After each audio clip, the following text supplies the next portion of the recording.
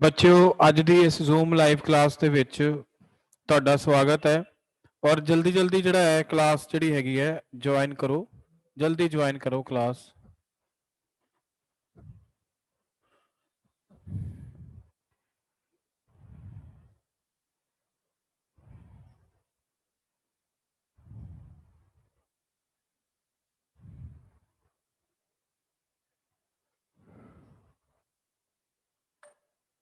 Class join करो जल्दी class join करो।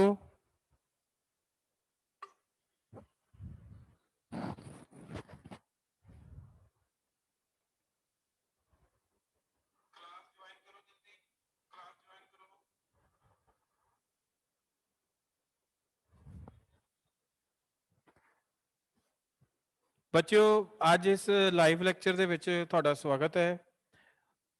ਅੱਜ ਦੇ ਲੈਕਚਰ ਦੇ ਵਿੱਚ ਅਸੀਂ ਜਿਹੜਾ ਹੈ ਪੋਲੀਟੀਕਲ ਕਲਚਰ ਵਾਲਾ ਟੌਪਿਕ ਜਿਹੜਾ ਹੈ ਪਹਿਲਾ ਵਰਚੁਅਲ ਜਿਹੜੀ ਕਲਾਸ ਲੱਗੀ ਸੀ ਤੁਹਾਡੀ ਉਹਦੇ ਵਿੱਚ ਅਸੀਂ ਡਿਸਕਸ ਕਰ ਰਹੇ ਸੀ। ਅਸੀਂ ਉਹਦੇ ਵਿੱਚ ਜਿਹੜਾ ਹੈਗਾ ਵੱਖ-ਵੱਖ ਜਿਹੜੇ ਦਿਸ਼ਾਮਾਨ ਸੀਗੇ ਜਾਂ ਝੁਕਾਵ ਸੀਗੇ ਉਹਨਾਂ ਬਾਰੇ ਗੱਲ ਕੀਤੀ ਸੀਗੀ ਕਿ ਭਾਵਾਤਮਕ ਝੁਕਾਵ ਕੀ ਹੁੰਦਾ ਹੈ, ਭਾਵਾਤਮਕ ਝੁਕਾਵ ਕੀ ਹੁੰਦਾ ਹੈ, ਫਿਰ ਮੁਲਿਆਂਕਕ ਝੁਕਾਵ ਕੀ ਹੁੰਦਾ ਹੈ, ਫਿਰ ਜਿਹੜਾ ਹੈਗਾ ਗਿਆਨਾਤਮਕ ਝੁਕਾਵ ਕੀ ਹੁੰਦਾ ਹੈ। ਇਹ ਮੈਂ ਤੁਹਾਨੂੰ ਲਿਖਾਏ ਵੀ ਸੀਗੇ ਤੇ ਇਹ ਅਸੀਂ ਜਿਹੜਾ ਹੈਗਾ ਡਿਸਕਸ ਵੀ ਜਿਹੜਾ ਹੈਗਾ ਕੀਤੇ ਸੀਗੇ। ਸੋ ਅੱਜ ਦਾ ਲੈਕਚਰ ਫਿਰ ਮੈਂ ਤੁਹਾਨੂੰ ਦੱਸਿਆ ਸੀਗਾ ਕਿ ਆਲਬੰਡ ਤੇ ਪਾਵਲ ਜਿਹੜੇ ਹੈਗੇ ਆ ਉਹਨਾਂ ਨੇ ਜਦੋਂ ਰਾਜਨੀਤਿਕ ਸੱਭਿਆਚਾਰ ਦੀ ਗੱਲ ਕਰਦੇ ਆ ਤੇ ਉਹਦੇ ਵਿੱਚ ਉਹ ਝੁਕਾਵਾਂ ਦੀ ਗੱਲ ਕਰਦੇ ਆ ਤੇ ਰਾਜਨੀਤਿਕ ਜਿਹੜੀਆਂ ਵਸਤੂਆਂ ਉਹਨਾਂ ਦੀ ਗੱਲ ਕਰਦੇ ਆ। ਸੋ ਰਾਜਨੀਤਿਕ ਵਸਤੂ ਕੀ ਹੁੰਦੀ ਹੈ ਉਹਦੇ ਤੇ ਅਸੀਂ ਜਿਹੜੀ ਹੈ ਉਹ ਚਰਚਾ ਜਿਹੜੀ ਹੈਗੀ ਹੈ ਉਹ ਕਰਾਂਗੇ।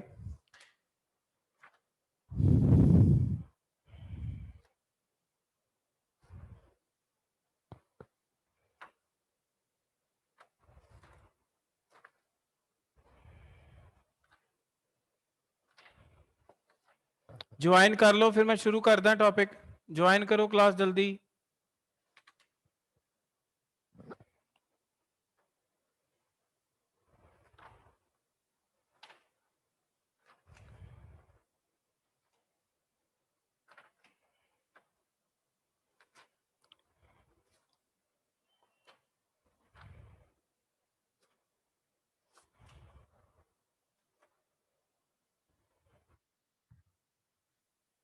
हेलो, आवाज आ रही मेरी?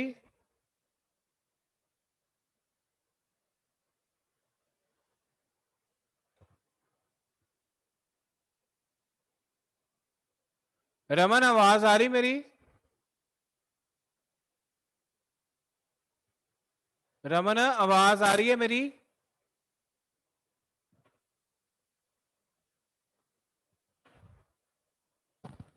रमन, आवाज आ रही है?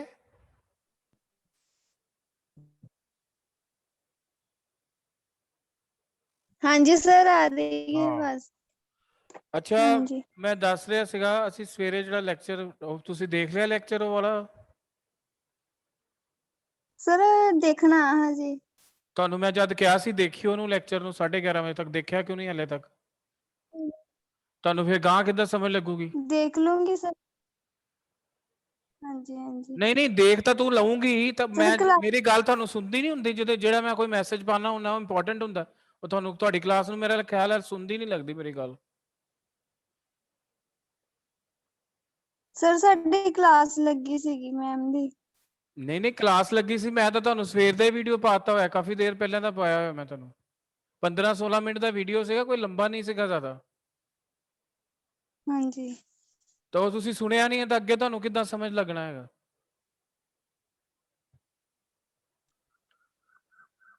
ਤੁਹਾਡੇ ਲਈ ਬਾਕੀ ਕਲਾਸਾਂ ਇੰਪੋਰਟੈਂਟ ਹੈ, ਮੇਰੀ ਕਲਾਸ ਇੰਪੋਰਟੈਂਟ ਨਹੀਂ ਲੱਗਦੀ ਤੁਹਾਡੇ ਲਈ ਮੈਨੂੰ ਲੱਗਦਾ ਹੈ। ਆ ਦੇਖ ਲਓ ਇੱਕ ਜਾਣੇ ਨੇ ਕਲਾਸ ਲਾਈ ਤੁਸੀਂ ਜੁਆਇਨ ਕੀਤੀ ਆ ਹੁਣ ਮਨਦੀਪ ਆਈ ਹੈ ਹਰਪ੍ਰੀਤ ਵੀ ਆ ਗਈ ਆ ਹੁਣ। हाँ जी सर। ਮੇਰੀ ਕਲਾਸ ਇੰਪੋਰਟੈਂਟ ਨਹੀਂ ਹੈਗੀ ਮੇਰਾ ਪੇਪਰ ਤੁਹਾਨੂੰ ਸਮਝ ਨਹੀਂ ਤੁਹਾਡੇ ਕੋਲ ਲਿਖਿਆ ਨਹੀਂ ਜਾਣਾ ਇਹਦੇ ਵਿੱਚ ਮੈਂ ਤੁਹਾਨੂੰ ਦੱਸ ਰਿਹਾ ਹਾਂ ਮੈਂ ਕਲੀਅਰ ਕੱਟ ਤੁਹਾਨੂੰ ਦੱਸ ਰਿਹਾ ਹੈਗਾ।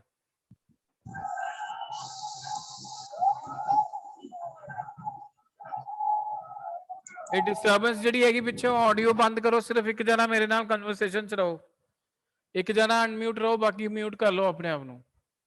ਜਿਹਨੂੰ ਮੈਂ ਕੁਝ ਪੁੱਛੂੰਗਾ ਉਹ ਫਿਰ ਅਨਮਿਊਟ ਕਰ ਲਿਓ ਆਪਣੇ ਆਪ ਨੂੰ।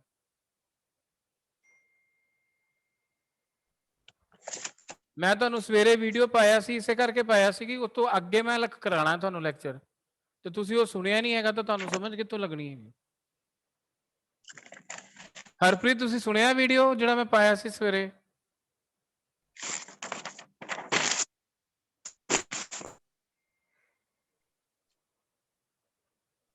ਹਰਪ੍ਰੀਤ ਅਨਮਿਊਟ ਕਰੋ ਆਪਣੇ ਆਪ ਨੂੰ।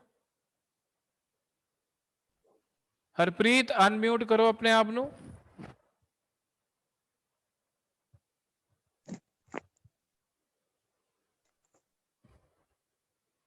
ਮਨਦੀਪ ਅਨਮਿਊਟ ਕਰੋ ਆਪਣੇ ਆਪ ਨੂੰ। ਹੁਣ ਬੋਲਦੇ ਨਹੀਂ, ਕੀ ਗੱਲ ਹੋ ਗਈ? ਮਨਦੀਪ ਤੁਸੀਂ ਸੁਣਿਆ ਵੀਡੀਓ ਸਵੇਰੇ ਕਿ ਨਹੀਂ? ਹਾਂਜੀ ਸਰ। ਸੁਣਿਆ ਹੈਗਾ ਤੁਸੀਂ? ਹਾਂਜੀ। ਕੀ ਸੀਗਾ ਉਹਦੇ ਵਿੱਚ?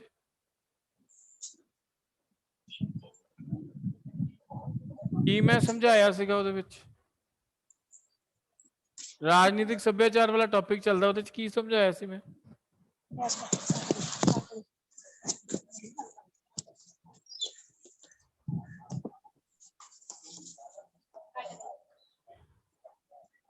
ਜਿਨ੍ਹਾਂ ਨੇ ਨਹੀਂ ਸੁਣਿਆ ਸੁਣ ਲਿਓ, ਮੇਰੀ ਕੋਈ ਰਿਸਪੌਂਸਿਬਿਲਟੀ ਨਹੀਂ ਹੈ।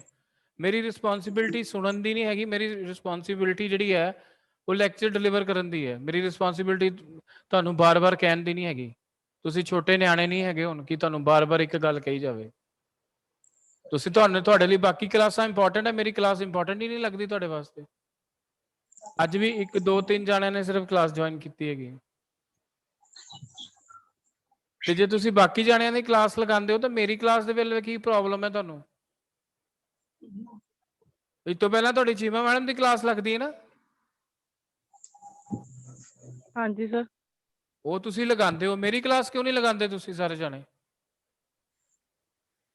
ਮੈਂ ਤੁਹਾਨੂੰ ਆਰ ਕੇ ਪਾਸ ਨਹੀਂ ਕਰਾਂਗਾ ਕਿਸੇ ਨੂੰ, ਦੇਖਿਓ ਫਿਰ ਤੁਸੀਂ ਫਸ ਜਾਣਾ ਹੈ ਔਰ ਤੁਹਾਡੀ ਕੰਪਾਰਟਮੈਂਟ ਜਿਹੜੀ ਹੈ ਕਲੀਅਰ ਨਹੀਂ ਹੋਣੀ, ਕਿਉਂਕਿ ਕੋਵਿਡ ਦਾ ਕਾਲ ਹੈ, ਕੰਪਾਰਟਮੈਂਟ ਵਾਲੇ ਪੇਪਰ ਵੈਸੇ ਹੀ ਨਹੀਂ ਹੋ ਰਹੇ।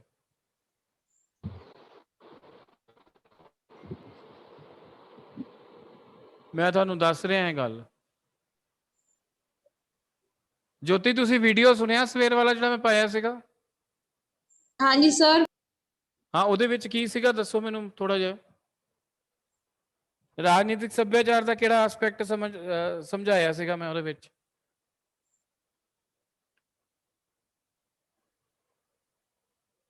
ਜੋਤੀ ਮੈਂ ਤੁਹਾਨੂੰ ਪੁੱਛ ਰਿਹਾ।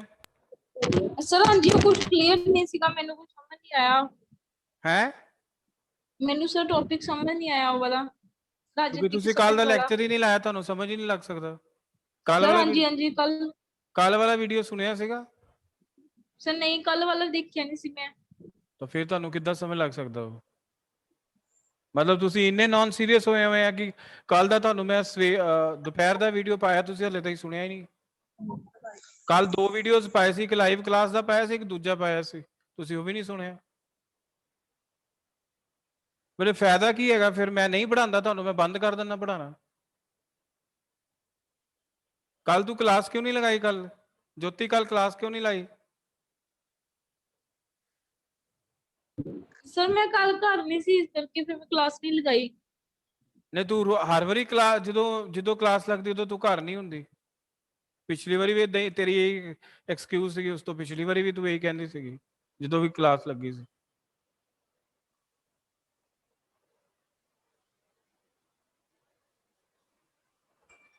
ਮਤਲਬ ਤੁਸੀਂ ਚੀਮਾ ਮੈਡਮ ਦੀ ਕਲਾਸ ਲਗਾ ਰਹੇ ਹੋ, ਤੁਸੀਂ ਰੰਜਨਾ ਮੈਡਮ ਦੀ ਲਾ ਰਹੇ ਹੋ, ਰਜੇਸ਼ ਸਰ ਦਾ ਮੈਨੂੰ ਪਤਾ ਨਹੀਂ ਉਹ ਕਲਾਸ ਲਗਾਉਂਦੇ ਪਏ ਆ ਕਿ ਨਹੀਂ ਲਗਾਉਂਦੇ ਪਏ। ਤਾਂ ਤੁਸੀਂ ਆਪਣਾ ਹਾਲ ਦੇਖ ਲਓ ਕੀ ਹੈਗਾ ਤੁਹਾਡਾ, ਤੁਹਾਨੂੰ ਨਹੀਂ ਸਮਝ ਲੱਗਣਾ ਹੈਗਾ ਪੇਪਰ, ਮੈਂ ਤੁਹਾਨੂੰ ਦੱਸਤਾ ਪਹਿਲੀ ਗੱਲ। ਤੁਸੀਂ ਵੀਡੀਓਜ਼ ਹੀ ਨਹੀਂ ਸੁਣਦੇ ਪਏ ਤਾਂ ਮੈਂ ਅੱਗੇ ਕੀ ਚੱਲਾਂ ਹੁਣ? ਸਿਲੇਬਸ ਟਾਈਮ ਕਿੰਨਾ ਰਹਿ ਗਿਆ ਹੈਗਾ? 30 ਜੂਨ ਤੱਕ ਸਿਲੇਬਸ ਕਰਾਉਣਾ ਹੈ, 30 ਜੂਨ ਤੱਕ ਕਲਾਸਾਂ ਲੱਗਣੀਆਂ ਤੁਹਾਡੀਆਂ।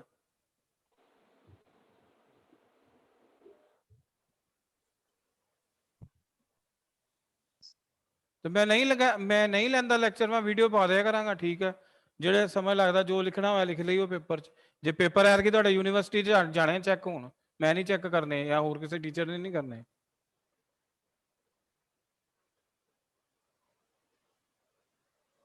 ਹਾਂਜੀ ਦੱਸੋ ਜੋਤੀ, ਦੱਸੋ ਕੱਲ ਕਿਉਂ ਕਲਾਸ ਕਿਉਂ ਨਹੀਂ ਲਗਾਈ? ਕਲਾਸ ਇੰਪੋਰਟੈਂਟ ਨਹੀਂ ਹੈ ਤੁਹਾਡੇ ਵਾਸਤੇ? ਸਰ ਨਹੀਂ ਸਰ ਹੈ। ਨਹੀਂ ਹੈਗੀ? ਆ ਤੁਸੀਂ ਤੁਹਾਡੀ ਕਲਾਸ ਦੀ ਸੀਰੀਅਸਨੈਸ ਦੇਖ ਲਓ। 1 2 3 4 ਜਣਿਆਂ ਨੇ ਕਲਾਸ ਲਾਈ ਹੋਈ ਹੈ, 11 ਜਣੇ ਆ ਤੁਸੀਂ ਟੋਟਲ, ਮਤਲਬ 50% ਵੀ ਬੱਚਿਆਂ ਨੇ ਕਲਾਸ ਨਹੀਂ ਲਾਈ ਹੋਈ। ਨਾ ਤੁਸੀਂ ਵੀਡੀਓ ਸੁਣ ਰਹੇ ਹੋ, ਨਾ ਤੁਸੀਂ ਉਹਨੂੰ ਜਿਹੜਾ ਹੈਗਾ, ਮਤਲਬ ਕਿ ਤੁਸੀਂ ਜੇ 4 ਦਿਨਾਂ ਬਾਅਦ ਵੀਡੀਓ ਸੁਣਨਾ ਉਹਦਾ ਕੀ ਫਾਇਦਾ ਹੈਗਾ? ਇਹ ਏਦਾਂ ਟੌਪਿਕ ਨਹੀਂ ਸਮਝ ਲੱਗਣੇ, ਤੁਸੀਂ ਲਿਖ ਨਹੀਂ ਸਕਦੇ ਹੈਗੇ। ਔਖਾ ਕੰਮ ਹੈਗਾ, ਸੌਖਾ ਕੰਮ ਨਹੀਂ ਹੈਗਾ।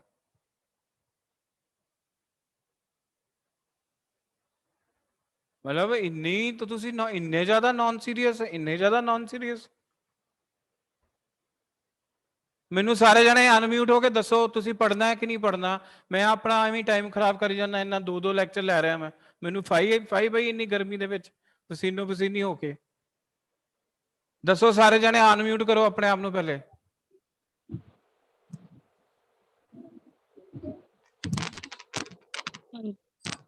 Hello sir. ਮੈਂ ਕਿਹਾ ਤੁਸੀਂ ਅਗਰ ਕਲਾਸ ਲਾਣੀ ਮੈਨੂੰ ਦੱਸੋ ਸੀਰੀਅਸਲੀ, ਨਹੀਂ ਤਾਂ ਮੈਂ ਨਹੀਂ ਲਗਾਉਂਦਾ ਕਲਾਸ ਤੁਹਾਡੀ। ਸਰ ਲਗਾਣੀ ਸਰ ਨਹੀਂ ਸਰ ਲਗਾਉਣੀ। ਨਹੀਂ ਤੁਸੀਂ ਪੁਰਾਣੇ ਵੀਡੀਓ ਨਹੀਂ ਦੇਖੇ ਹੈਗੇ, ਸਿਰਫ ਹਰਪ੍ਰੀਤ ਨੇ ਦੇਖਿਆ, ਹੋਰ ਕਿਸੇ ਨੇ ਨਹੀਂ ਦੇਖਿਆ। ਰਮਨ ਨੇ ਵੀ ਨਹੀਂ ਦੇਖਿਆ। ਮੈਂ ਤੁਹਾਨੂੰ ਸਵੇਰੇ ਮੈਸੇਜ ਵੌਇਸ ਮੈਸੇਜ ਭੇਜਿਆ ਕਿ 11:30 ਤੱਕ ਜਿਹੜਾ ਹੈਗਾ ਵੀਡੀਓ ਦੇਖ ਲਿਓ। ਹਾਂਜੀ ਸਰ। ਫਿਰ ਦੇਖਿਆ ਕਿਉਂ ਨਹੀਂ ਤੁਸੀਂ? ਫਿਰ ਤੁਹਾਨੂੰ ਅੱਗੇ ਹੁਣ ਮੈਂ ਕੀ ਕਰਾਵਾਂ? ਮੈਂ ਟੌਪਿਕ ਤੁਹਾਨੂੰ ਕਿੱਦਾਂ ਸਮਝ ਲੱਗੂਗਾ? ਅੱਗੇ ਕੋਵਿਡ ਕਰਕੇ ਕੰਮ ਖਰਾਬ ਹੋਇਆ, ਉਤੋਂ ਤੁਸੀਂ ਆਪਣਾ ਕੰਮ ਆਪ ਖਰਾਬ ਕੀਤਾ ਹੋਇਆ ਜ਼ਿਆਦਾ। ਕਲਾਸ ਲਾਉਣ ਦਾ ਮਤਲਬ ਇਹ ਨਹੀਂ ਹੈ ਕਿ ਹਾਜ਼ਰੀ ਮੈਂ ਜੇ ਤੁਸੀਂ ਪੜੋਗੇ ਮੈਂ ਉਸ ਹਿਸਾਬ ਨਾਲ ਹਾਜ਼ਰੀਆਂ ਲਾਣੀਆਂ। ਉਸ ਹਿਸਾਬ ਨਾਲ ਜੇ ਤੁਹਾਨੂੰ ਟੌਪਿਕ ਸਮਝ ਲੱਗ ਰਿਹਾ, ਮੈਂ ਹਾਜ਼ਰੀ ਇਸ ਬੇਸ ਤੇ ਨਹੀਂ ਲਾਣੀ ਕਿ ਤੁਸੀਂ ਵੀਡੀਓ ਦੇਖਿਆ ਜਾਂ ਨਹੀਂ ਦੇਖਿਆ। ਮੈਂ ਇਸ ਬੇਸ ਤੇ ਹਾਜ਼ਰੀ ਲਾਣੀ ਨਹੀਂ। ਮੈਂ ਓਵਰਆਲ ਪਰਫਾਰਮੈਂਸ ਦੇ ਹਿਸਾਬ ਨਾਲ ਤੁਹਾਡੀ ਅਟੈਂਡੈਂਸ ਲਾਉਂਗਾ।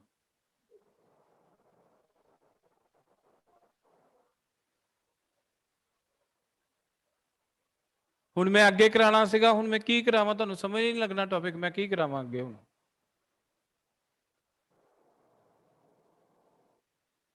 ਮਤਲਬ ਮੈਂ ਤੁਸੀਂ ਨਿਆਣੇ ਥੋੜਾ ਹੈਗੇ ਆ, ਪਹਿਲੀ ਦੇ ਜਾਂ ਦੂਜੀ ਦੇ ਤੁਹਾਨੂੰ ਬਾਰ-ਬਾਰ ਇੱਕ ਗੱਲ ਬਾਰ-ਬਾਰ ਜਿਹੜਾ ਕਹੀ ਜਾਵੇ ਕਹੀ ਜਾਏ ਤੁਹਾਨੂੰ ਬਾਰ-ਬਾਰ ਇੱਕ ਗੱਲ। ਜੇ ਅਟੈਂਡੈਂਸ ਕਰਕੇ ਕਲਾਸ ਲਾਈ ਹੈ ਤਾਂ ਫਿਰ ਅਟੈਂਡੈਂਸ ਮੈਂ ਉਦਾਂ ਹੀ ਲਾਈ ਜਾਂਦਾ ਤੁਹਾਡੀ।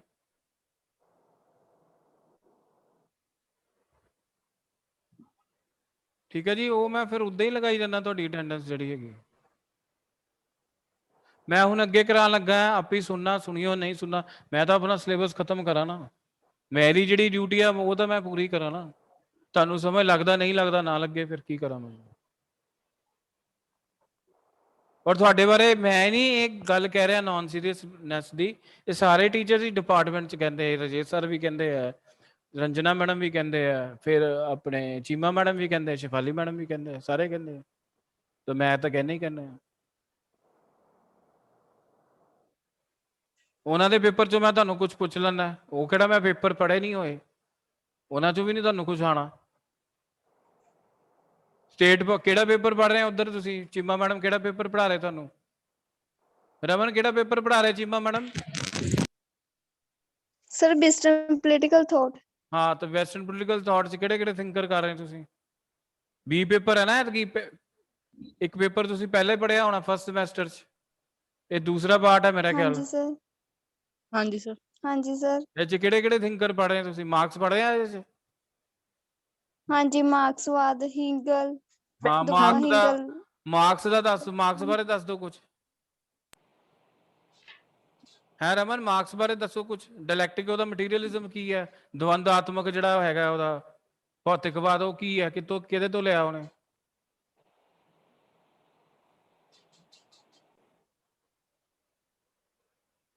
ਉਹ ਵੀ ਨਹੀਂ ਤੁਹਾਨੂੰ ਸਮਝ ਲੱਗਿਆ ਹੋਣਾ। ਮਾਰਕਸ ਤੁਸੀਂ ਹੁੰਦਾ ਥੋੜਾ ਪੜ੍ਹਦੇ ਪਏ, ਮਾਰਕਸ ਤੁਸੀਂ ਬੀਏ ਕਲਾਸਿਸ ਤੋਂ ਪੜ੍ਹਦੇ ਪਏ, ਮਾਰਕਸਵਾਦ ਤੁਸੀਂ ਉਦੋਂ ਤੋਂ ਪੜ੍ਹਦੇ ਪਏ। ਆ ਤੁਹਾਡਾ ਹਾਲ ਹੈ।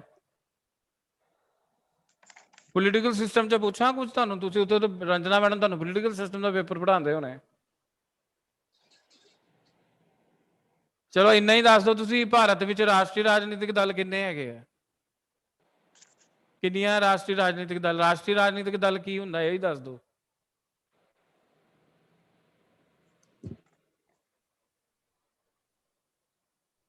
ਇਹ ਵੀ ਨਹੀਂ ਤੁਹਾਨੂੰ ਪਤਾ ਹੋਣਾ।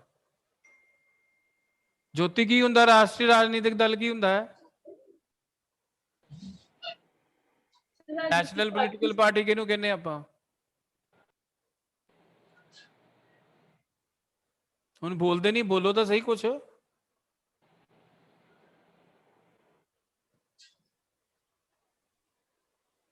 ਆਹ ਤੁਹਾਡਾ ਹਾਲ ਹੈ। ਬੀਏ ਵਾਲਿਆਂ ਨੂੰ ਪਤਾ ਹੋਣਾ ਕਿੰਨੇ ਰਾਸ਼ਟਰੀ ਰਾਜਨੀਤਿਕ ਦਲ। ਇਹਦਾ ਰਾਸ਼ਟਰੀ ਰਾਜਨੀਤਿਕ ਦਲ ਹੁੰਦਾ ਕੀ? ਇਹ ਤੁਸੀਂ ਪੜ੍ਹ ਕੇ ਆਏ ਹੋ ਬੀਏ ਕਲਾਸਿਸ 'ਚ ਪੜ੍ਹੇ ਆ ਤੁਸੀਂ? 7 ਜਿਹੜੇ ਰਾਸ਼ਟਰੀ ਰਾਜਨੀਤਿਕ ਦਲ ਹੈ, ਤੁਸੀਂ ਬੀਏ 2 ਦੇ ਵਿੱਚ ਉਹਨਾਂ ਦੇ ਜਿਹੜੇ ਘੋਸ਼ਣਾ ਪੱਤਰ ਪੜ੍ਹੇ ਆ, ਉਹਨਾਂ ਦੀ ਜਿਹੜੀ ਵਿਚਾਰਧਾਰਾ ਪੜ੍ਹੀ ਹੈ, ਉਹਨਾਂ ਦਾ ਸੋਸ਼ਲ ਬੇਸ ਪੜ੍ਹਿਆ, ਉਹਨਾਂ ਦੇ ਜਿਹੜੇ ਹੋਰ ਜਿਹੜੀਆਂ ਚੀਜ਼ਾਂ ਉਹ ਵੀ ਪੜ੍ਹੀਆਂ।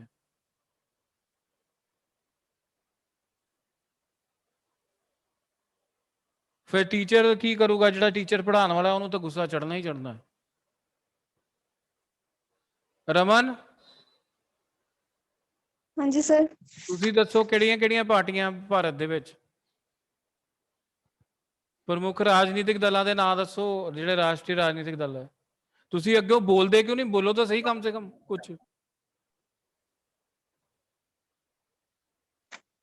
ਆਨਲਾਈਨ ਦੇ ਵਿੱਚ ਜਦੋਂ ਤੱਕ ਤੁਸੀਂ ਬੋਲੋਗੇ ਨਹੀਂ, ਅੱਗੋਂ ਟੀਚਰ ਨੂੰ ਨਹੀਂ ਪਤਾ ਲੱਗੇਗਾ ਕਿ ਤੁਹਾਨੂੰ ਗੱਲ ਸਮਝ ਲੱਗੀ ਹੈ ਜਾਂ ਨਹੀਂ ਲੱਗੀ। ਉਹ ਉਦੋਂ ਹੀ ਪਤਾ ਲੱਗੂਗਾ ਜਦੋਂ ਤੁਸੀਂ ਬੋਲੋਗੇ।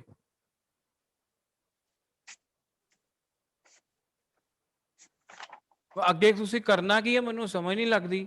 ਤੁਹਾਡਾ ਨਾ ਸਬਜੈਕਟ ਪੜ੍ਹਨ 'ਚ ਕੋਈ ਇੰਟਰਸਟ ਹੈ, ਨਾ ਉਹਦੇ ਵਿੱਚ ਤੁਹਾਡਾ ਬੇਸ ਹੈ। ਅੱਗਿਓਂ ਤੁਹਾਡੇ 'ਚੋਂ ਕੋਈ ਟੀਚਰ ਬਣ ਗਿਆ, ਉਹਨੇ ਪੜ੍ਹਾਉਣਾ ਕਿੱਦਾਂ? ਮੈਨੂੰ ਤਾਂ ਇਹ ਗੱਲ ਨਹੀਂ ਸਮਝ ਲੱਗਦੀ।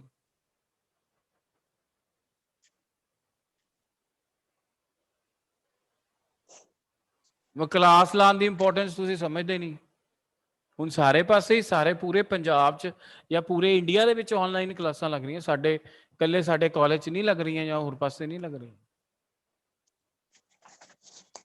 ਔਰ ਹਲੇ ਅਗਲੇ ਸਮੈਸਟਰ ਦੇ ਵਿੱਚ ਵੀ ਆਨਲਾਈਨ ਹੀ ਲੱਗਣੀਆਂ ਕਲਾਸਾਂ, ਕਿਉਂਕਿ ਉਹ ਕਹਿ ਰਹੇ ਜੀ ਕਰੋਨਾ ਦੀ ਤੀਜੀ ਜਿਹੜੀ ਵੇਵ ਹੈ ਉਹ ਆ ਜਾਣੀ ਹੈ, ਇਸ ਕਰਕੇ ਉਹਦੇ ਵਿੱਚ ਵੀ।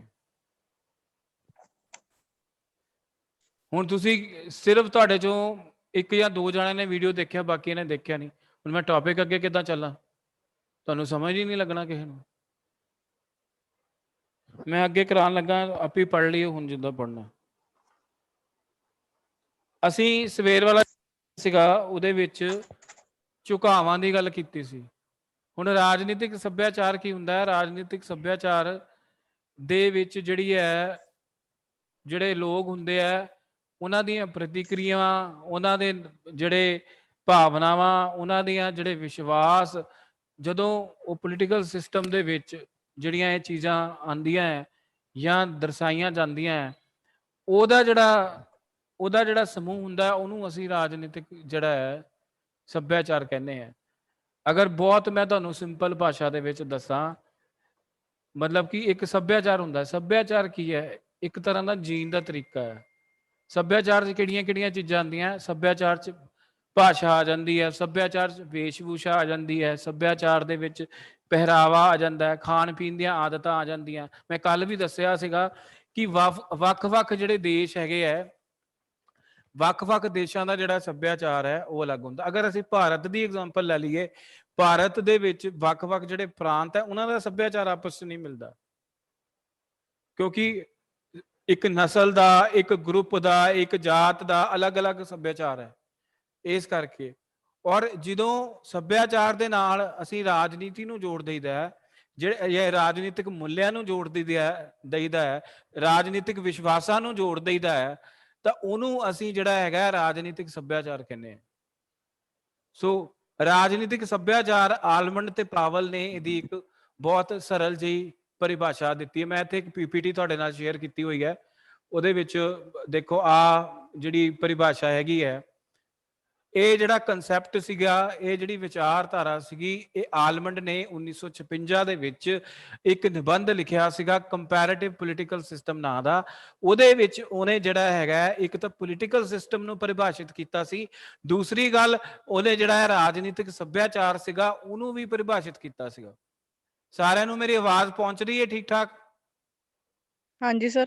ਹਾਂ ਯੈਸ ਸਰ, ਯੈਸ ਸਰ। ਹਾਂ, ਇਹਦੇ ਵਿੱਚੋਂ ਤੁਸੀਂ ਫਿਰ ਜਦੋਂ ਕਲਾਸ ਲਾਣੇ ਆ ਕਿ ਕੁਝ ਸਮਝ ਨਹੀਂ ਆਇਆ ਤੁਸੀਂ ਪੁੱਛਦੇ ਵੀ ਨਹੀਂ, ਇਹ ਤੁਹਾਡੇ ਪਾਠ ਤੇ ਬੜੀ ਮਾੜੀ ਗੱਲ ਹੈ। ਚਲੋ ਐਨੀ ਹਾਓ, ਉਹ ਕਹਿੰਦਾ ਜੀ it is set of attitudes beliefs. Attitude ਕੀ ਹੁੰਦਾ ਹੈ?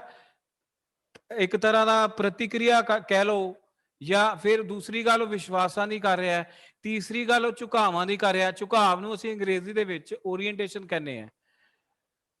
ਮਤਲਬ ਕਿ ਇੱਕ ਇਹੋ ਜਿਹਾ ਸਮੂਹ ਜਿਹਦੇ ਵਿੱਚ ਲੋਕਾਂ ਦੀਆਂ ਪ੍ਰਤੀਕਿਰਿਆਵਾਂ, ਲੋਕਾਂ ਦੇ ਵਿਸ਼ਵਾਸ, ਲੋਕਾਂ ਦੇ ਝੁਕਾਵ, ਜਦੋਂ ਲੋਕ ਇਹ ਪੋਲੀਟੀਕਲ ਸਿਸਟਮ ਦੇ ਵਿੱਚ ਜਿਹੜਾ ਹੈਗਾ ਦਰਸਾਉਂਦੇ ਆ ਜਾਂ ਪੇਸ਼ ਕਰਦੇ ਆ ਜਾਂ ਦੱਸਦੇ ਆ, ਉਹ ਜਿਹੜਾ ਸਮੂਹ ਹੁੰਦਾ ਉਹਨੂੰ ਅਸੀਂ ਜਿਹੜਾ ਹੈ ਪੋਲੀਟੀਕਲ ਕਲਚਰ ਕਹਿੰਦੇ ਆ ਜਾਂ ਰਾਜਨੀਤਿਕ ਸੱਭਿਆਚਾਰ ਕਹਿੰਦੇ ਆ।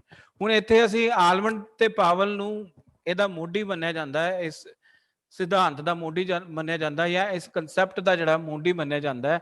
ਸੋ ਪੋਲੀਟੀਕਲ ਕਲਚਰ ਕੀ ਹੈ? ਉਹ ਕਹਿੰਦਾ ਜੀ ਪੋਲੀਟੀਕਲ ਕਲਚਰ, ਇਹ ਤੁਹਾਡੇ ਇਹਨੂੰ ਲਿਖ ਲਓ ਅਗਰ ਲਿਖਣੀ ਹੈ, ਪਰਿਭਾਸ਼ਾ ਹੈਗੀ ਹੈ ਇੱਥੋਂ ਦੇਖ ਕੇ ਲਿਖ ਲਓ, ਨਹੀਂ ਤਾਂ ਬਾਅਦ ਦੇ ਵਿੱਚ ਲਿਖ ਲਿਓ ਜਦੋਂ ਮੈਂ ਤੁਹਾਨੂੰ ਲੈਕਚਰ ਰਿਕਾਰਡਡ ਪਾਉਂਗਾ। Political culture is pattern of individual attitudes, orientations towards politics. ਜਿਹੜੇ ਵਿਅਕਤੀ ਦੀਆਂ ਪ੍ਰਤੀਕਿਰਿਆਵਾਂ ਹੈ ਜਾਂ ਝੁਕਾਵ ਹੈ, ਇਹ ਕਿਹਦੇ ਵੱਲ ਹੈ? ਉਹ ਕਹਿੰਦਾ, ਇਹ ਆਲਮੰਡ ਤੇ ਪਾਵਲ ਕਹਿ ਰਹੇ ਹੈ, ਉਹ ਕਿਹਦੇ ਵੱਲ ਹੈ? ਉਹ ਰਾਜਨੀਤੀ ਵੱਲ ਹੈ, ਰਾਜਨੀਤੀ ਵੱਲ ਹੈ। ਠੀਕ ਹੈ ਜੀ। ਔਰ ਰਾਜਨੀਤਿਕ ਪ੍ਰਣਾਲੀ ਦੇ ਵਿੱਚ ਜਿਹੜੇ ਆ ਲੋਕ ਹੁੰਦੇ ਆ, ਉਹ ਰਾਜਨੀਤਿਕ ਪ੍ਰਣਾਲੀ ਦਾ ਹਿੱਸਾ ਹੁੰਦੇ ਆ, ਪੋਲੀਟੀਕਲ ਸਿਸਟਮ ਦਾ ਹਿੱਸਾ ਹੁੰਦੇ ਆ। ਜਿਹੜੇ ਲੋਕ ਹੁੰਦੇ ਆ ਉਹ ਵੋਟਿੰਗ ਅਧਿਕਾਰਾਂ ਦਾ ਯੂਜ਼ ਕਰਦੇ ਆ, ਆਪਣੇ ਵੋਟਿੰਗ ਅਧਿਕਾਰਾਂ ਦਾ ਯੂਜ਼ ਕਰਕੇ ਇੱਕ ਸਰਕਾਰ ਦਾ ਗਠਨ ਕਰਦੇ ਆ। ਠੀਕ ਹੈ ਜੀ। ਸੋ ਜਿਹੜਾ ਉਹ ਹੁਣ ਰਾਜਨੀਤਿਕ ਸੱਭਿਆਚਾਰ ਮਤਲਬ ਕਿ ਭਾਰਤ ਦੇਸ਼ ਦਾ ਜਿਹੜਾ ਹੈ ਰਾਜਨੀਤੀ ਦਾ ਸਵਰੂਪ ਕਿੱਦਾਂ ਦਾ ਹੈ ਜਾਂ ਸੱਭਿਆਚਾਰ ਕਿੱਦਾਂ ਦਾ ਹੈ, ਭਾਰਤ ਦੀ ਰਾਜਨੀਤਿਕ ਪ੍ਰਣਾਲੀ ਦੀਆਂ ਜਿਹੜੀਆਂ ਵਿਸ਼ੇਸ਼ਤਾਵਾਂ ਹੈ ਉਹ ਰਾਜਨੀਤਿਕ ਸੱਭਿਆਚਾਰ ਨੂੰ ਬਣਾਉਂਦੀਆਂ ਹੈ, ਭਾਰਤ ਦੇ ਰਾਜਨੀਤਿਕ ਸੱਭਿਆਚਾਰ ਨੂੰ ਬਣਾਉਂਦੀਆਂ।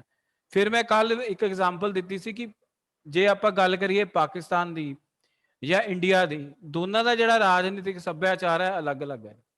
ਜਿਹੜਾ ਪਾਕਿਸਤਾਨ ਦਾ ਰਾਜਨੀਤਿਕ ਸੱਭਿਆਚਾਰ ਹੈ ਉਹਦੇ ਵਿੱਚ ਲੋਕਤੰਤਰੀ ਮੁੱਲ ਜਿਹੜੇ ਹੈ ਉਹ ਇੰਨੀ ਜ਼ਿਆਦਾ ਮਤਲਬ ਡੀਪ ਰੂਟਡ ਨਹੀਂ ਹੈ, ਜਦ ਕਿ ਜਿਹੜਾ ਭਾਰਤ ਦਾ ਹੈ ਉਹਦੇ ਵਿੱਚ ਲੋਕਤੰਤਰੀ ਵਿਵਸਥਾ ਦੇ ਵਿੱਚ ਭਾਰਤੀਆਂ ਦਾ ਵਿਸ਼ਵਾਸ ਹੈ।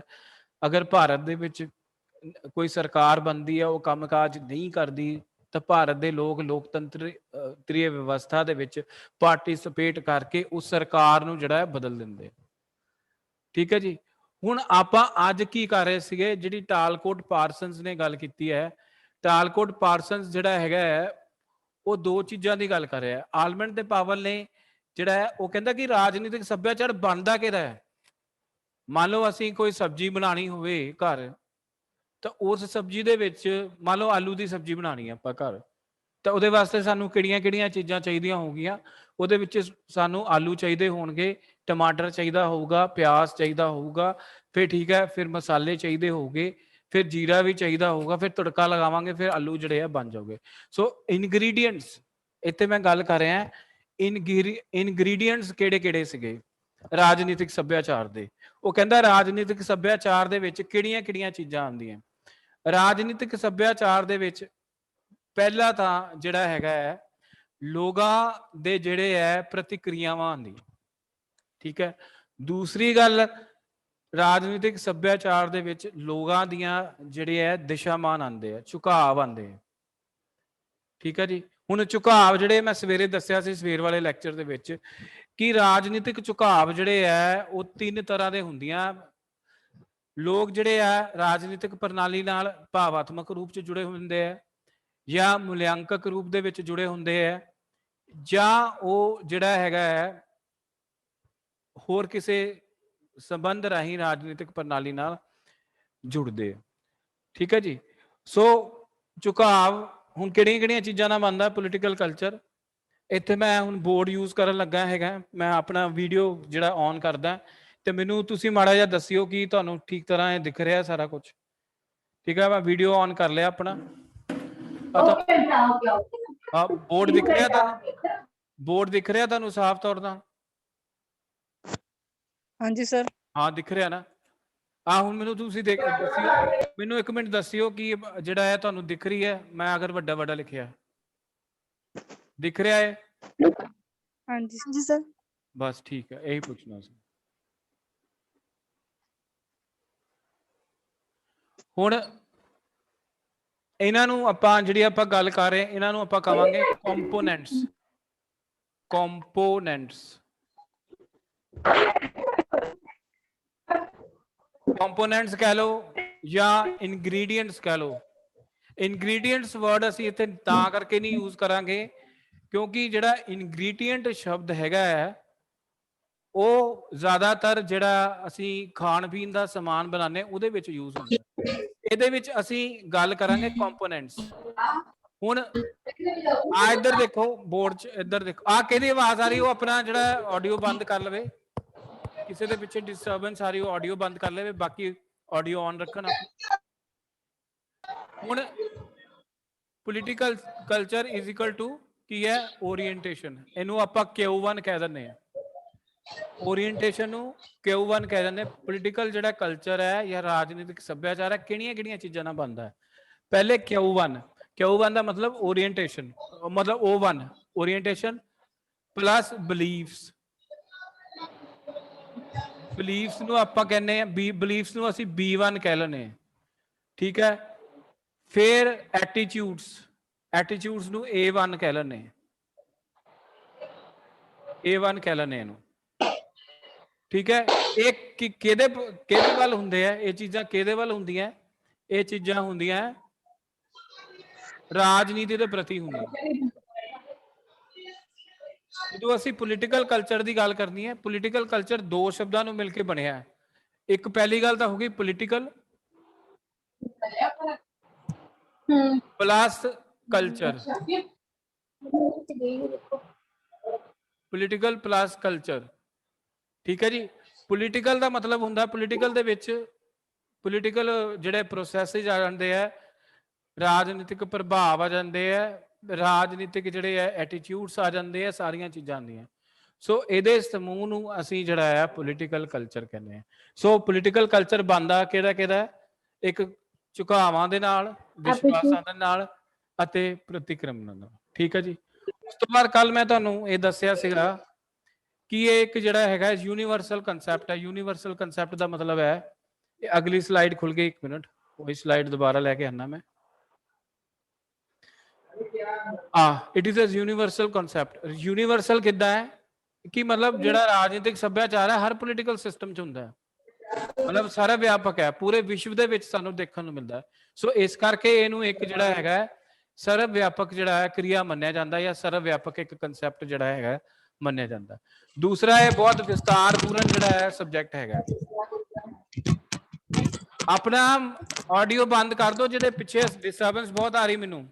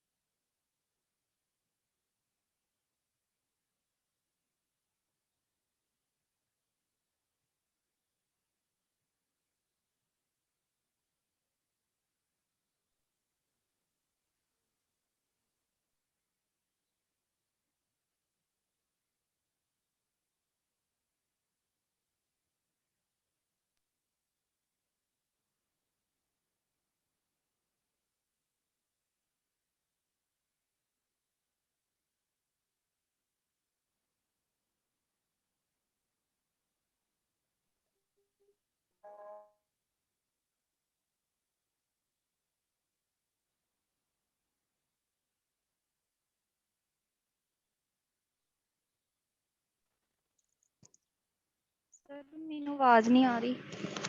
ਸਰ ਹਾਂਜੀ ਸਰ ਤੁਹਾਡੀ ਆਵਾਜ਼ ਨਹੀਂ ਆ ਰਹੀ।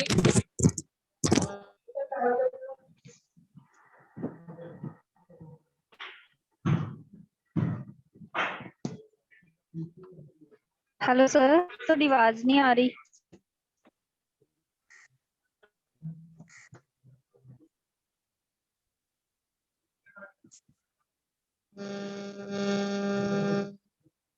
ਰੇਂਜ ਦੀ ਪ੍ਰੋਬਲਮ ਲੱਗਦੀ।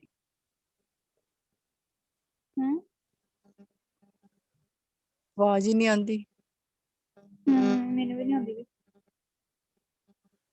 ਆਉਂਦੀ ਨਹੀਂ ਪਈ ਆਵਾਜ਼। ਹੋਰ ਕਿਸੇ ਨੂੰ ਆਉਂਦੀ? ਨਹੀਂ ਮੈਨੂੰ ਵੀ ਨਹੀਂ ਆ ਰਹੀ। ਨਹੀਂ ਆਉਂਦੀ ਨਹੀਂ ਪਈ। ਆਹੋ ਆਉਂਦੀ ਨਹੀਂ। ਹਮ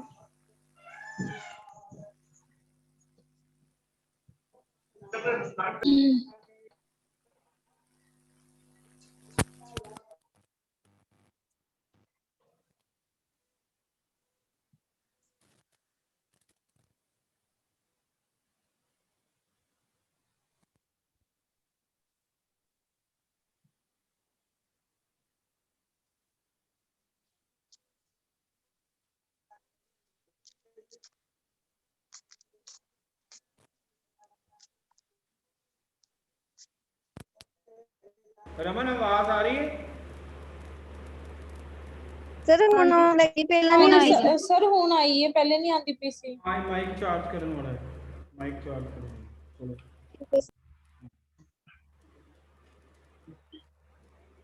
ਅੱਛਾ, ਮੈਂ ਤੁਹਾਨੂੰ ਦੱਸ ਰਿਹਾ ਸੀਗਾ ਕਿ ਜਿਹੜਾ ਇਹ ਕਨਸੈਪਟ ਹੈਗਾ ਹੈ ਉਹ ਇੱਕ ਡਾਇਨਾਮਿਕ ਕਨਸੈਪਟ ਹੈ। ਡਾਇਨਾਮਿਕ ਕਨਸੈਪਟ ਦਾ ਮਤਲਬ ਹੈਗਾ ਹੈ ਕਿ ਮਤਲਬ ਇਹ ਸਮੇਂ ਅਤੇ परिस्थितियां ਅਨੁਸਾਰ ਬਦਲਦਾ ਹੈ।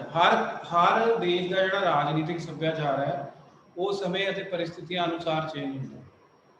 ਅਗਰ ਗੱਲ ਕਰੀਏ, ਅਸੀਂ ਐਗਜ਼ਾਮਪਲ ਲਈਏ 1952 ਤੋਂ ਲੈ ਕੇ ਅਗਰ ਹੁਣ ਤੱਕ ਦੀ ਭਾਰਤੀ ਰਾਜਨੀਤੀ ਦੀ ਗੱਲ ਕਰੀਏ ਤੇ ਭਾਰਤ ਦਾ ਜਿਹੜਾ ਰਾਜਨੀਤਿਕ ਸੱਭਿਆਚਾਰ ਹੈ ਉਹ ਸਮੇਂ ਅਤੇ परिस्थितियां ਅਨੁਸਾਰ ਜਿਹੜਾ ਹੈਗਾ ਬਦਲਿਆ ਹੈ।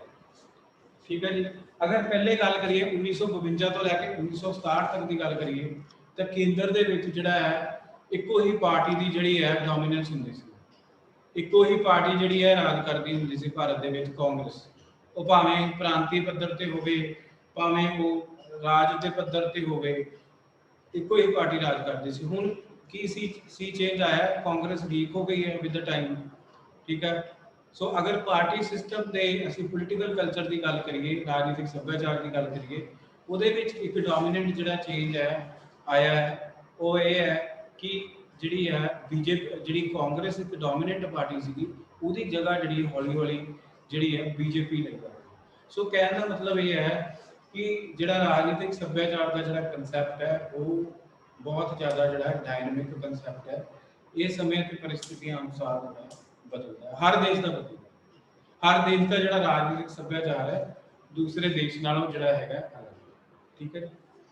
ਸੋ ਇਸ ਤੋਂ ਬਾਅਦ ਅਸੀਂ ਗੱਲ ਕਰਨੀ ਸੀਗੀ, ਅਸੀਂ ਤਿੰਨ ਤਰ੍ਹਾਂ ਦੇ ਝੁਕਾਵਾਂ ਦੀ ਗੱਲ ਕੀਤੀ ਸੀ। ਠੀਕ ਹੈ ਜੀ। ਮੇਰੀ ਸਲਾਹ ਹੈ ਕਿ ਅੱਜ ਦਾ ਜਿਹੜਾ ਲੈਕਚਰ ਆਪਾਂ ਖਤਮ ਕਰੀਏ, ਕਿਉਂਕਿ ਫਿਰ ਕੱਲ ਨੂੰ ਜਿਹੜਾ ਹੈਗਾ ਮੈਂ ਤੁਹਾਨੂੰ ਇਹ ਟੌਪਿਕ ਜਿਹੜਾ ਹੈ, ਵੈਸੇ ਵੀ ਮੀਟਿੰਗ ਦਾ ਟਾਈਮ ਜਿਹੜਾ ਹੈ ਉਹ ਹੋਣ ਵਾਲਾ। ਸੋ ਆਵਾਜ਼ ਆ ਰਹੀ ਮੇਰੀ ਸਾਰਿਆਂ ਨੂੰ? ਹਾਂਜੀ ਸਰ। ਮੈਂ ਤੁਹਾਨੂੰ ਸਰ ਕਲੀਅਰ ਕਰਦਾ, ਜਿਹੜਾ ਮੈਂ ਲੈਕਚਰ ਭੇਜਦਾ ਉਹਨਾਂ ਨੂੰ ਸੁਣ ਲਿਆ ਕਰੋ। ਜਦੋਂ ਮੈਂ ਹਾਂਜੀ ਸਰ ਠੀਕ ਹੈ। ਪਾਣਾ ਹੈ ਉਹਦਾ ਕੋਈ ਉਹਦੀ ਕੋਈ ਇੰਪੋਰਟੈਂਸ ਹੁੰਦੀ ਹੈ, ਕਿਉਂਕਿ ਠੀਕ ਹੈ ਸਰ। Sorry sir. ਕਿਉਂਕਿ ਸੌਰੀ ਬੋਲਣ ਨਾਲ ਕੀ ਹੋਣਾ, ਤੁਸੀਂ ਸੌਰੀ ਬਣ ਕੇ ਜਿਹੜਾ ਇੱਕ ਉਹ ਅੰਗਰੇਜ਼ ਸ਼ਬਦ ਛੱਡ ਕੇ ਸੌਰੀ ਜੋ ਮਰਜ਼ੀ ਕਰ ਲਓ, ਸੌਰੀ ਬਣ ਲਓ। ਠੀਕ ਹੈ। ਇਹ ਨਹੀਂ ਹੈ, ਇਹ ਗੱਲ ਨਹੀਂ ਹੈਗੀ। ਠੀਕ ਹੈ ਨਾ। ਹੁਣ ਗੱਲ ਇਹ ਆ ਕਿ ਹੁਣ ਨਹੀਂ ਤਾਂ ਇਹ ਟੌਪਿਕ ਅੱਜ ਹੁਣ ਖਤਮ ਹੋ ਜਾਣਾ ਸੀਗਾ, ਹੁਣ ਇਹ ਕੱਲ ਨੂੰ ਖਤਮ ਹੋਊਗਾ। ਸਾਡਾ ਹੁਣ ਜਿਹੜਾ ਦਿਨ, ਇੱਕ ਇੱਕ ਦਿਨ ਸਾਡੇ ਲਈ ਕੀਮਤੀ ਹੈ ਬਹੁਤ ਜ਼ਿਆਦਾ, ਕਿਉਂਕਿ ਪੇਪਰ ਆਉਣ ਵਾਲੇ ਤੁਹਾਡੇ ਹੱਲੇ ਤੁਹਾਡਾ ਜਿਹੜਾ ਹੈਗਾ 4th ਯੂਨਿਟ ਬਹੁਤ ਲੰਬਾ ਹੈ, ਇਹਦੇ ਵਿੱਚ ਕਾਫੀ ਚੈਪਟਰ ਨੇ ਹਾਲੇ। ਇਹਦੇ ਵਿੱਚੋਂ ਅਸੀਂ ਪ੍ਰਤੀਨਿਧਿਤਵ ਵਾਲਾ ਚੈਪਟਰ ਕਰਨਾ ਹੈ, ਫਿਰ ਰਾਜਨੀਤਿਕ ਸੰਸਕ੍ਰਿਤੀ ਵਾਲਾ ਚੈਪਟਰ ਕਰਨਾ ਹੈ, ਇਹ ਤੁਸੀਂ ਸਾਰੇ ਪਹਿਲੇ ਪੜ੍ਹੇ ਹੋਏ ਆ ਚੀਜ਼ਾਂ, ਪੋਲੀਟੀਕਲ ਕਲਚਰ ਵੀ ਪੜ੍ਹਿਆ ਹੋਇਆ, ਸੋਸ਼ਲਾਈਜੇਸ਼ਨ ਵੀ ਪੜ੍ਹੀ ਹੋਈ ਹੈ, ਸਮਾਜੀਕਰਨ ਵੀ ਪੜ੍ਹਿਆ ਹੋਇਆ ਬੀਏ ਦੇ ਬੰਦ ਦੇ ਵਿੱਚ। ਠੀਕ ਹੈ, ਇਹ ਤਾਂ ਤੁਹਾਨੂੰ ਜਲਦੀ ਸਮਝ ਆਣਾ ਚਾਹੀਦਾ, ਤਾਂ ਹੀ ਤਾਂ ਮੈਂ ਤੁਹਾਨੂੰ ਸੈਕੰਡ ਯੂਨਿਟ ਔਰ ਜਿਹੜਾ ਥਰਡ ਯੂਨਿਟ ਪਹਿਲੇ ਨਹੀਂ ਚੱਕਿਆ, ਕਿਉਂਕਿ ਤੁਸੀਂ ਕੀਤਾ ਹੀ ਨਹੀਂ ਹੋਇਆ ਸੀ। ਸੋ ਅੱਜ ਦੀ ਮੈਂ ਕਲਾਸ ਖਤਮ ਕਰਦਾ, ਆਪਣੀ ਜਿਹੜੀ ਅਟੈਂਡੈਂਸ ਹੈ ਮੈਨੂੰ ਭੇਜ ਦਿਓ ਸਾਰੇ ਜਾਣੇ ਲੀਵ ਕਰੋ, ਕਲਾਸ ਲੀਵ ਕਰਨੀ ਸ਼ੁਰੂ ਕਰੋ।